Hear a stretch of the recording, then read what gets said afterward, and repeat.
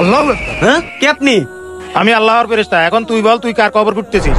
হুজুর এটা আমার মায়ের কবর। হুজুর আমি আমার মাকে অনেক ভালোবাসি। এখন তুই কি চাস, তোর মাকে কবর থেকে বের করে জীবিত করে দেই? জি হুজুর। তবে আমার একটা শর্ত আছে। জি হুজুর আমি আপনার সব শর্তে রাজি আছি। তাহলে আজকে থেকে তুই টানা 5 ওয়াক্ত নামাজ পড়বি। জি হুজুর আমি আজকে থেকে 5 ওয়াক্ত নামাজ পড়বো।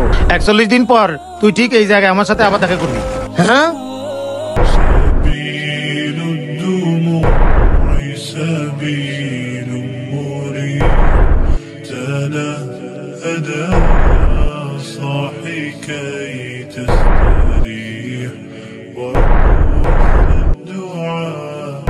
خفي الصبر এই যে শোনো, আরে হুজুর আপনি? তুমি তো তোমার ওয়াদা পূরণ করেছো, এখন কি তোমার মাকে জীবিত করে দেবে? না না আমার মা জান্নাতে অনেক শান্তিতে আছে। আর হ্যাঁ আমি পরকালের জন্য প্রস্তুতি নিতেছি। আর হ্যাঁ এটা আমার মায়ের একটা স্বপ্ন ছিল।